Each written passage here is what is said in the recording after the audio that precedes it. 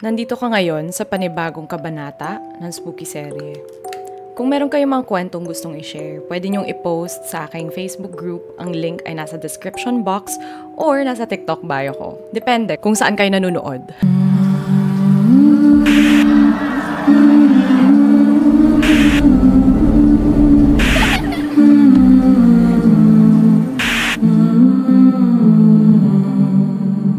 I've seen comments lately sa TikTok ko na they like my previous intro better, but I don't care.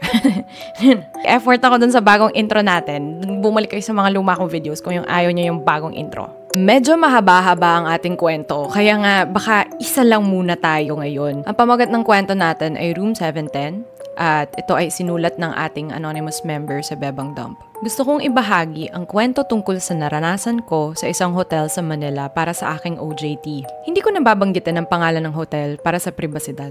Ako si Aye. Nangyari ito noong April 13 to 27 sa isang kwarto ng hotel para sa mga interns, kung saan 30 na tao ang nakatira sa isang kwarto.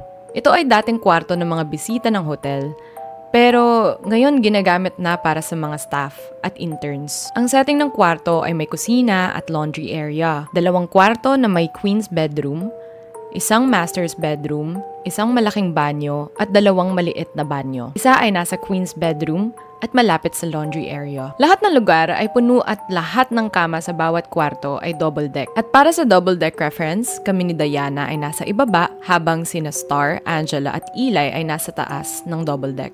Huwag kayong mag-aalala. Lahat ng pangalan ay binago ko upang maiwasan ang paglalantad ng personal na pagkakakilanlan. Ito ang larawan para sa inyong reference.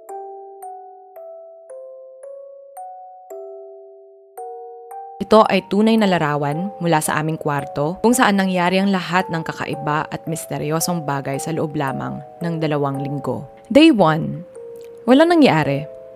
Normal na araw lang para sa amin na magreklamo tungkol sa bagong normal na kapaligiran.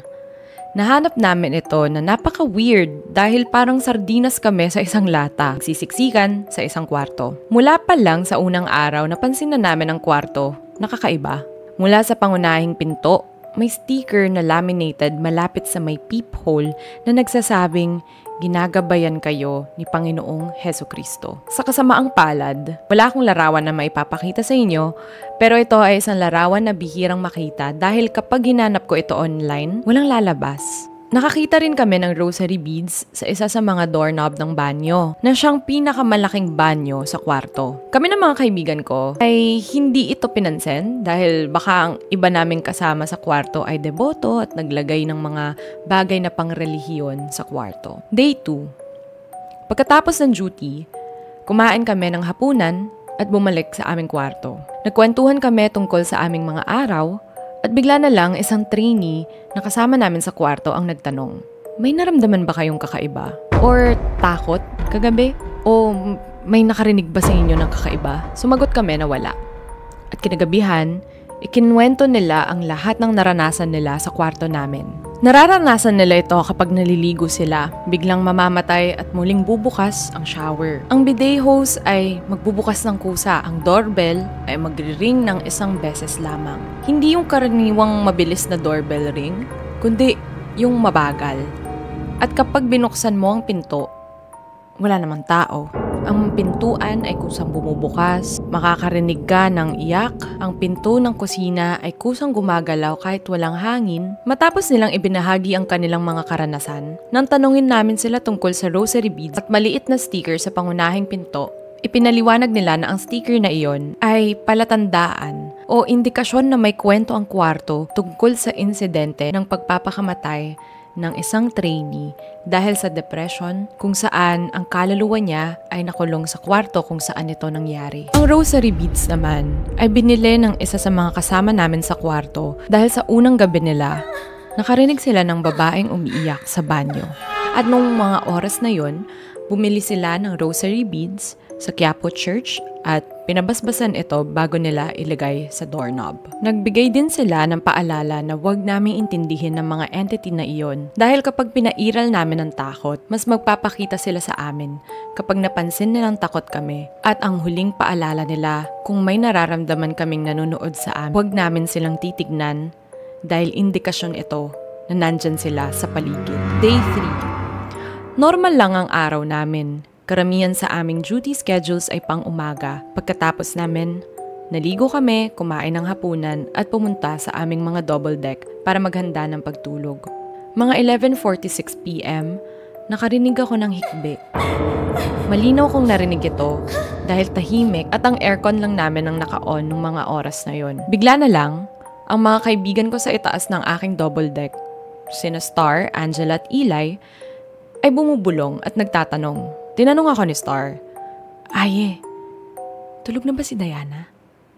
Aye, may narinig ka ba?" At biglang sumigaw si Eli, "Diana, ipagdasal mo rin ako." At nakita kong kakaiba yun. Nagchat ako kay Star kasi na-curious ako. Tinanong ko siya kung ano nangyari. At sinabi niya sa akin na may narinig siyang humihikbi. Buong akala ko ako lang nakarinig nun. Pero pati pala sina Star, Diana at Eli. Habang si Angela ay walang narinig, natakot kami nung mga oras na yon dahil ang linaw talaga ng hikbi. Day 4. Dumating ang umaga at tinanong namin ang mga kasama namin sa kwarto kung narinig nila ang narinig namin kagabi. At tama, narinig nga rin nila. Lumipas ang mga araw at hindi ko na maalala kung ano yung mga particular na araw na naranasan namin ng mga kababalaghan dahil araw-araw ay nagpaparamdam ang mga entity sa amin ng mga tunog at minsan ay may mga madilim na anino na naglilibot sa paligid. Minsan naligo ako pagkatapos ng aming morning duty. Naligo ako sa pangalawang banyo kung saan ang maliit na shower at palikuran ay naroon. Naramdaman ko ang kakaibang pakiramdam pagpasok ko. Pero para mapawi ito, nagpatugtog ako ng musika para hindi ko maisip ang nararamdaman ko sa loob. Naligo ako at nang maglagay na ako ng conditioner sa buhok, biglang namatay ang shower ko. Naramdaman kong malamig dahil alam kong hindi ako nag-iisa sa loob. Sinubukan kong kumanta ng mas malakas para mapawi ang nararamdaman ko at biglang bumalik ang tubig ng shower. Nakaramdam ako ng ginhawa at ilang minuto pa ang lumipas at muling namatay na naman ang shower. Bigla na naman, bumalik. Inisip ko kung ito ba ay water interruption dahil alam kong may problema talagang ganito sa Maynila. Pero naisip ko hindi yun yung dahilan. Kaya agad kong hinugasan ang lahat dahil gusto ko nang umalis. Nagulat si Diana na makita niya akong basang-basa pabalik sa kwarto dahil wala na akong oras na magpatuyo. At doon ko ibinahagi ang naranasan ko. At sinabi rin ng iba kong kasama na ganun din ang nararanasan nila tuwing naliligo sila. Noong April 19, natapos na ang OJT ng ibang interns. 15 na estudyante ang umalis at ngayon, 15 na estudyante ang natira sa kwarto. Ang lugar sa harap, malapit sa kusina, ay maluwag na. Pati na ang kwarto malapit sa pangalawang banyo. Minsan kaming tumatambay doon, lalo na sa aming mga libreng oras o pahinga sa duty. Lumipas ang mga araw at sa kasamaang palad, hindi magkatugma ang aming mga schedules. Ako at si Star ay pang-umaga, habang sina Diana, Eli at Angela ay panghapon. Pagkatapos ng duty namin, bumabalik kami ni Star sa kwarto. Nakikita rin namin ang mga kasama namin sa kusina, pati na rin sa mga libreng kama sa harapan. Nagkukwentuhan din kami. Tawa kami ng tawa hanggang sa dahang-dahang bumubukas ang main door. Tumahimik kami dahil nagmamasid kami. Nakaramdam kami ng lamig at nagsimula ng mabilis tumibok ang aming mga puso. Ang dahang-dahang pagbukas ay naging malakas at marahas. Kaya tumakbo kami papasok sa kwarto at inilock ang pinto. Narinig namin ang pagbukas ng pinto ng kusina at dahang-dahang doorbell sa labas. Ilang minuto ang lumipas at nagpasya si Star na maligo dahil may mga iba kaming mga gagawin ng 5 p.m. Isa pang araw, isa pang kababalaghan. Ito ang oras na magkatugma ang schedules namin mula 4 p.m. hanggang 10 p.m. Nagpasya kaming bumalik sa kwarto para maghapunan ng mga 7 p.m. dahil may instant food kami na pwede naming initin. Plano namin kumain sa kusina para maiwasan ang amoy sa kwarto.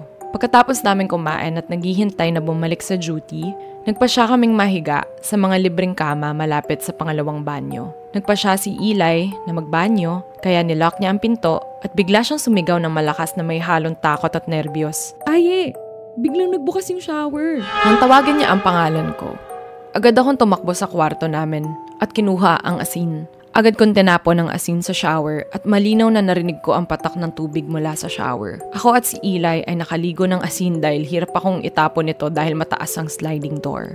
Isa na namang araw, isa na namang karanasang nakakatakot. Parehong routine, gumising, kumain ng almusal, magbihis, bumalik sa kwarto, maglinis, kumain ng hapunan, magpahinga. Pero isa na namang karanasang nakakatakot. Sa pagkakataong ito, si Star at si Diana ay humiga sa may higaan malapit sa kusina habang hinihintay kaming matapos maglinis. Pagkatapos naming maglinis, balak naming sumama kina Star at Diana habang ang iba pa naming kasama sa kwarto ay lumabas para maghapunan. Ang iba ay kumakain sa kusina habang ang iba naman ay wala na sa room.